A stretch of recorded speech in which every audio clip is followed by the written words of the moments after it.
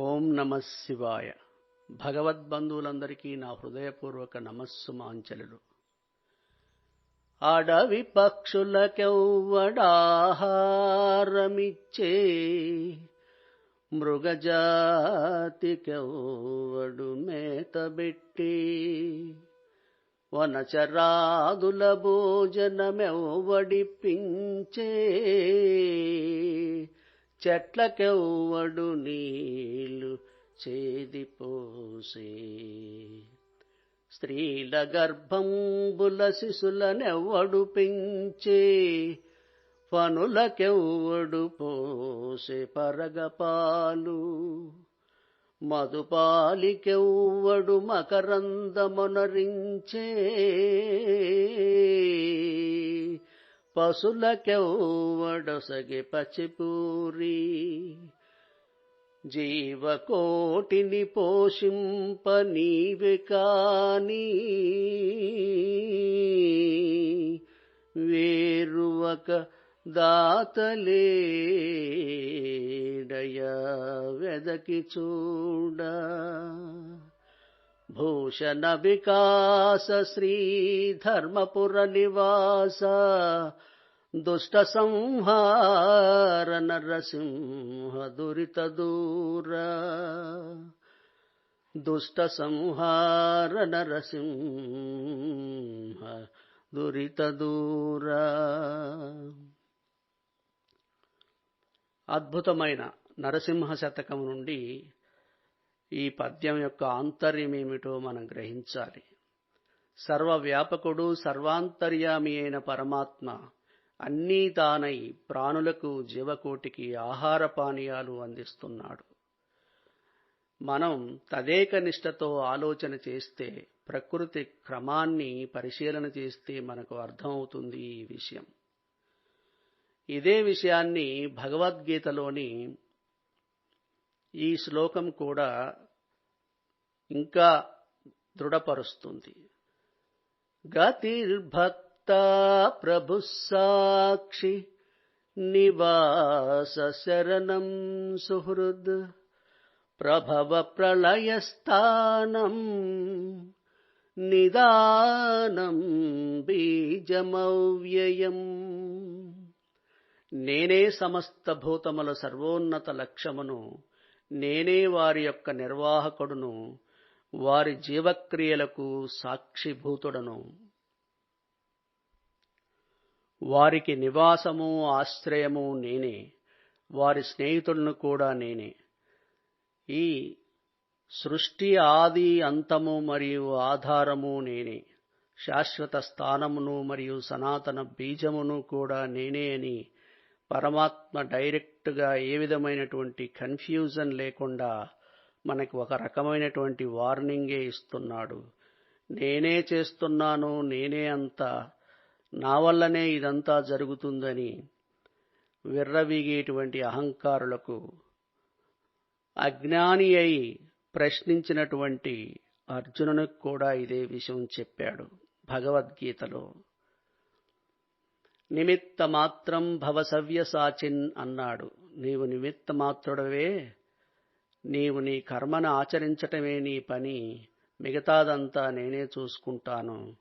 యుద్ధం చేసేవాడిని నేనే, చేయించేవాడిని నేనే, నువ్వు జస్ట్ ఒక ఇన్స్ట్రుమెంటు మాత్రమే అని చెప్పాడు.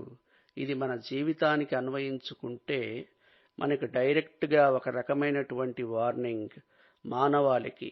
You are nothing, I am everything అంటున్నాడు పరమాత్మ. You are just an instruments in my hand. I am the operator, I am the creator, I am the destroyer, I am also the life giver. నేనే అన్ని, నేనే మిమ్మల్ని నడిపించేటువంటి వాడను. కాబట్టి మీరు నేనే చేస్తున్నాను, నా వల్లనే ఇది అవుతుందనేటువంటి అజ్ఞానంలో మగ్గిపోకండి, నిజాన్ని తెలుసుకోండి అని పరమాత్మ మనకి ఈ స్టేట్మెంట్ ద్వారా చెప్తున్నాడు.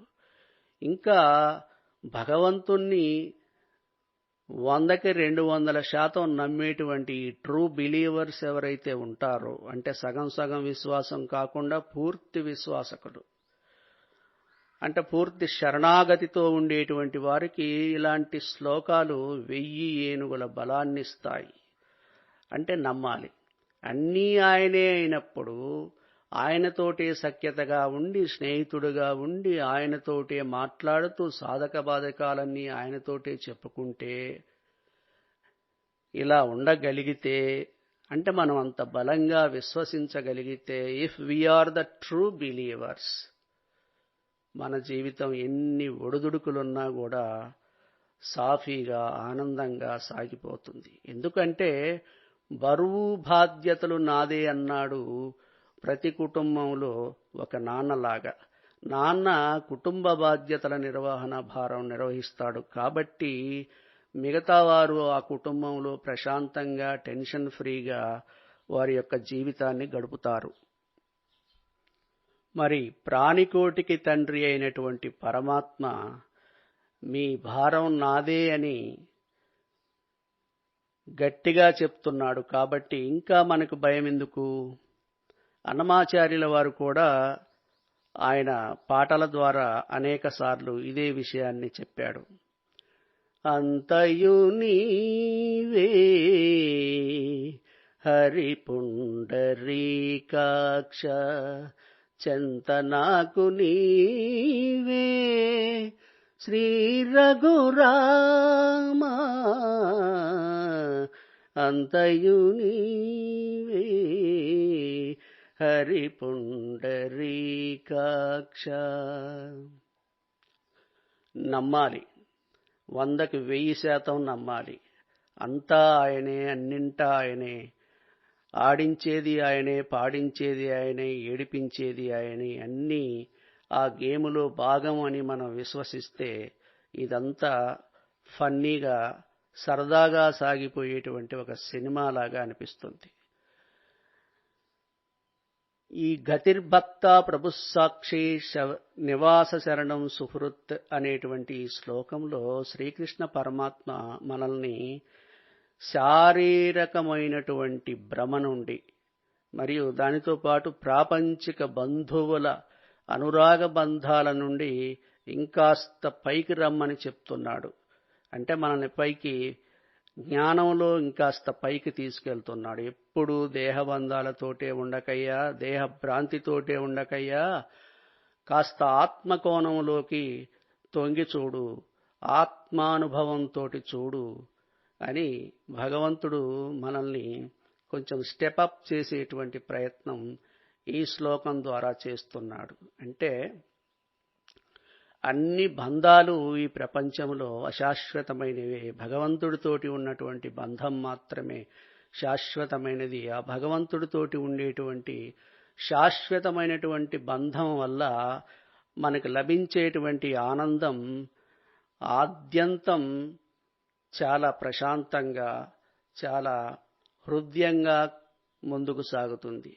ఆయనే మనకు స్నేహితుడు, తండ్రి, తల్లి, సోదరి, సోదరుడు మరియు సఖీ సఖుడు అయితే ఇక మనము దేహబంధాల నుండి చాలా వరకు విడిపడినట్టే.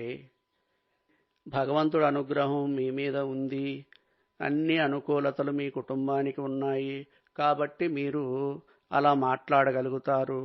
మాకు లేదు అలాంటి అవకాశం, మాకు చాలా కష్టాలు ఉన్నాయని ఏదో వంకలు డొంకలు చెప్తారు. కానీ అది నిజం కాదు. పరిశీలన చేస్తే అసలు భగవంతుడు అనుగ్రహం లేకుండా నువ్వు ఈ జన్మకు వచ్చావా? అసలు ఆయన అనుగ్రహం లేకుండా నువ్వు ఉన్న ఆ స్థితిలో ఉన్నావా? నీకు శారీరక అవయవాలు చక్కగా పనిచేస్తున్నాయంటే ఆయన అనుగ్రహం లేకుండానే ఉన్నాయా? అలాంటిది నువ్వు ఒక వికలాంగుడినో లేకపోతే శారీరకమైనటువంటి లోపాలు ఉన్నటువంటి వ్యక్తులను చూసినప్పుడు భగవంతుడి యొక్క అనుగ్రహం నీ మీద ఎంత ఉంది అనేది అర్థమవుతుంది. ఆధ్యాత్మిక భక్తి మార్గాలలో చాలామంది భగవంతుడు అనుగ్రహం కోసం ప్రత్యేకమైనటువంటి కొన్ని వ్రతాలు, పూజలు ఇలాంటివేవేవో చేస్తూ ఉంటారు. కానీ నిజానికి ఆయన అనుగ్రహం అనంతమైనది కాబట్టి మనం ఇక్కడ ఈ విశ్వంలో, ఈ భూమి మీద ఇన్ని వనరులు సమకూర్చి మనం జీవించటానికి అనువుగా అన్ని ఏర్పాటు చేసినటువంటి ఆ పరమాత్మ అనుగ్రహం నిజంగా మనల్ని ఆశ్చర్యపరిచేదే. ఆలోచిస్తే తదేకంగా మనలోకి ఒకసారి, ప్రకృతిలోకి ఒకసారి మనం డీప్ ఇంట్రాస్పెక్షన్ చేస్తే, పరిశీలన చేస్తే తప్పకుండా మనకి తెలుస్తుంది భగవంతుడి అనుగ్రహం అణువణువునా నా జీవితంలో ఉంది అని. వ్యక్తమై బయటికి కనిపించేటువంటి ఈ విశ్వం అంతా కూడా అవ్యక్తమైనటువంటి దైవశక్తి యొక్క రూపమే. ఈ దైవశక్తినే మనం ఆత్మశక్తి, పరమాత్మ అని రకరకాలుగా పిలుస్తాం.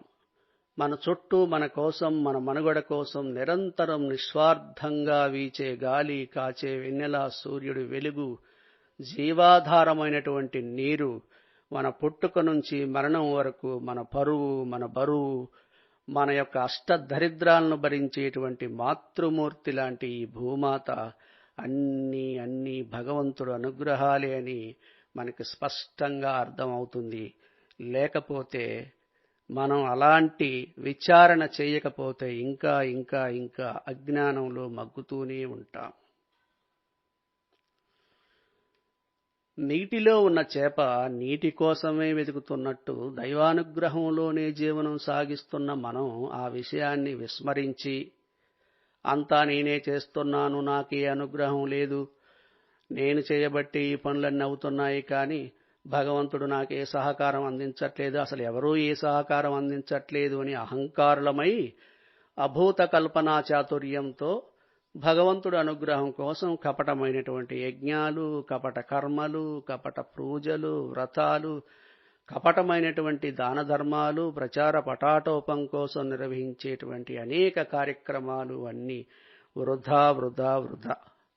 గమనించవలసింది ఒక్కటే, భగవంతుడు అనుగ్రహం ఈ ప్రాణికోటి మీద అనంతంగా ఉంది. అందుకనే ఆయన్ని అనంత కరుణామయుడు అని పిలుస్తారు. ఒకసారి ప్రశాంత మనసుతో, ప్రశాంతమైనటువంటి జ్ఞాన దృష్టితోటి మీరు చూడండి, ప్రకృతిని, మిమ్మల్ని బాగా పరిశీలించి చూడండి. ఉన్నదంతా అనుగ్రహమే, మనల్ని ఇక్కడ ఉంచిందంతా దైవానుగ్రహమే అని అర్థమవుతుంది. మరి ఈ విషయాన్ని అర్థం చేసుకొని శరణాగతులమై భగవంతుడి యొక్క పాదాల చెంత మనం ప్రణమిల్లి నిరంతరం కృతజ్ఞతాభావంతో భగవంతుణ్ణి స్తుతిస్తూ మన జీవితాన్ని సార్థకం చేసుకోవాలని ఆశిస్తూ హరి ఓం.